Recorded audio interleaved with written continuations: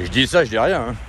Mais entre guillemets, des religions qui prônent l'euro, l'euro-dollar, l'argent, le fait qu'il faut vivre dans des richesses. Et puis quand vous voyez qu'au Vatican, ils sont tous avec des calices en or et tout ce qu'il faut.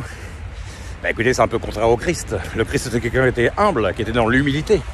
D'ailleurs, le Graal, la quête du Graal, on le voit même dans certains films, le Graal, c'était une coupe, tout ce qu'il y avait de plus banal. Donc, voilà, c'est en représentation dans les films, évidemment. Mais enfin, logiquement, un charpentier était humble. Donc, quand on nous prône aujourd'hui qu'il faut absolument être dans tout ça, moi je suis désolé, la plupart des gens qui sont dans le capital, ils sont aussi catholiques. Donc c'est quand même une religion, si on fait la comparaison puis qu'on va un peu plus loin que ça, c'est quand même beaucoup moins une religion de partage que dans le Nord. Je suis désolé. Bon, évidemment, dans le Nord, c'était les religions païennes d'il y a très, très, très longtemps en arrière. Ça remonte à bien plus loin encore, bien sûr. Puis après, ça a changé, voilà. Mais je veux dire, quand on nous prône il faut absolument être comme ça là-dedans, on voit où ça a amené. Toutes ces contradictions ont amené qu'aujourd'hui on est près au bord d'une guerre parce que les gens ils sont pas foutus de s'entendre. Donc voilà. Alors comme on disait, évidemment aujourd'hui il n'y a plus de communisme en Russie, hein, ça n'existe plus. Mais il y en a encore en Chine. Et bon, le communisme, bon, c'est une forme de dictature aujourd'hui, mais ça n'a pas toujours été comme ça. C'était aussi du partage. Et puis le capitalisme, c'est un peu les deux, ça prend un peu les deux. En fait, les deux côtés ont leurs contradictions. Mais aujourd'hui, c'est ça qui se passe. C'est que le côté un peu plus, on va dire, polythéiste, qui accepte plusieurs États, plusieurs religions, voilà.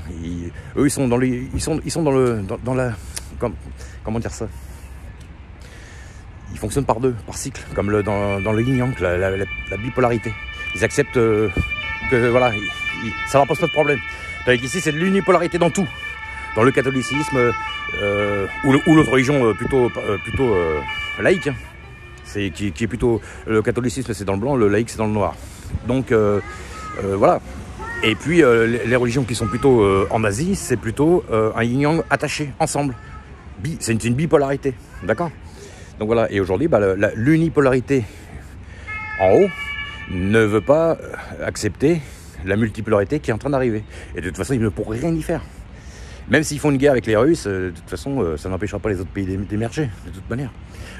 Les Indes, moi je le vois depuis pas mal d'années. De toute façon, des magasins de ces pays-là, il y en a partout. Voilà, c'est des pays...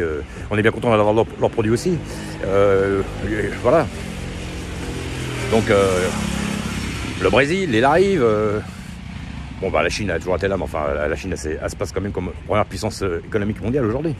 Et puis, vous avez l'OTAN, l'Organisation du traité de l'Atlantique Nord, qui est un système militaro-industriel américain, qui serait, pour faire le parallèle avec l'Asie, ça correspondrait un peu plus à la Russie. Donc voilà, c'est des guerres d'intérêt, des guerres à qui est la plus grosse, voilà. C'est comme quand vous êtes chez vous en train de vous prendre la tête avec votre beau-frère parce qu'il ne pense pas pareil en politique, un soir du jour de l'an, c'est la même chose. Il y en a, il est de ce côté, l'autre est de l'autre côté, et puis au bout d'un moment, le ton il monte et c'est celui qui a la plus grosse. Voilà. Et le problème, c'est que s'il y en a pas des deux qui se calment, ça va finir en conflit parce qu'ils sont patients les Asiatiques, parce qu'ils sont quand même, ils ont quand même une forte tendance à aimer l'introspection.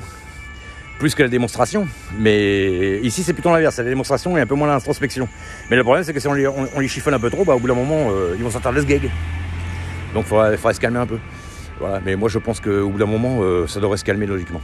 Donc vous avez la partie de l'élite qui est dans le noir, on va dire, pour faire simple. La partie de l'élite qui est dans la partie noire des yin-yang, détachée, parce que eux, c'est détaché. Il y a du noir, il y a du blanc, mais détaché. C'est pas comme en Asie où le yin-yang est attaché. D'accord ? Eux, ils veulent déstabiliser le monde parce qu'ils perdent la face. Voilà. Tandis que Trump, lui, c'est pour ça que Trump, il est entre les deux. Il est dans yin-yang aussi parce qu'il est moitié il est dans le grand capital, mais il est aussi pour le peuple. C'est équilibré. Voilà, c'est ça que les gens arrivent à comprendre. Voilà. Donc moi je pense que normalement, si d'ici là on nous balance pas un missile Scud dans la tronche évidemment, mais je pense pas. Je pense que tout va se rééquilibrer, mais ça va prendre énormément de temps bien sûr. Ils vont pas faire ça tout de suite. Hein, quand vous avez une ancienne vie qui disparaît au profit d'une autre, pendant quelque temps il y a une période intermédiaire, un peu comme l'automne entre l'été et l'hiver. C'est pareil. Donc je pense qu'il faut se calmer avec tout ça et ne pas écouter n'importe quoi. Il va y avoir beaucoup d'intimidation à la télé pendant encore quelques temps, évidemment, pour faire flipper tout le monde, mais moi je pense que ça va s'arranger. Je vois pas pourquoi ils iraient se mettre dans des blocs. Bon, il y en a évidemment, il y a des débiles profonds quand tu es des bunkers et tout ça, mais tu t'auras beau te planquer dans ton bunker pendant 20 ans, tu auras des radiations à l'extérieur. Hein. On n'est pas dans Mad Max encore, hein. Donc faut arrêter. Tu peux vivre dans ton bunker, tu pourras pas respirer. Au bout d'un moment, tu vas être dans un hiver nucléaire pendant des centaines d'années. Donc voilà, la peur n'évite pas le danger. Je veux dire, au bout d'un moment, bunker ou pas bunker, si tu veux prendre un missile Scud dans l'arrêt des fesses, tu le prendras, hein, je suis désolé. C'est encore une forme de lâcheté finalement, parce que moi je suis désolé. Faisons face. Si il y a une guerre, il y a une guerre, point barre. Mais il faut faire face. Ça sert à quoi de se défiler? C'est tout. Les gens sur le Titanic, quand le Titanic il a coulé, ils ont couru sur les ponts pendant des kilomètres pour essayer de se sauver, mais ça n'a servi à rien. Le paquebot a fini par sombrer avec eux quand même. Hein. Ceux qui ont réussi à se sauver, c'est les quelques pleutres comme entre guillemets, parce que bon, évidemment, dans un cas comme ça, on pense à se sauver sa vie, mais enfin, tous les premières classes qui étaient dans les bateaux en premier, évidemment. Et puis à cette époque-là, les troisième classes, on s'est fait un malin plaisir de les laisser partir. Ça prouve l'intelligence humaine encore à cette époque-là. Heureusement aujourd'hui, il y a quand même pas. Jusqu'à présent, à l'époque d'aujourd'hui, il n'y avait pas une telle différence de classe sociale, mais enfin, je pense que cette différence de classe sociale qu'on a vue au début du siècle avec le Titanic commence à revenir. D'ailleurs, c'est le naufrage du Titanic qui a créé la banque américaine en 1913. Et en partie, tout ce qui arrive aujourd'hui, le départ, ça vient de ça. Il y en a qui ne le savent pas, ça aussi. Enfin bref, voilà, on verra bien. La suite. Ciao.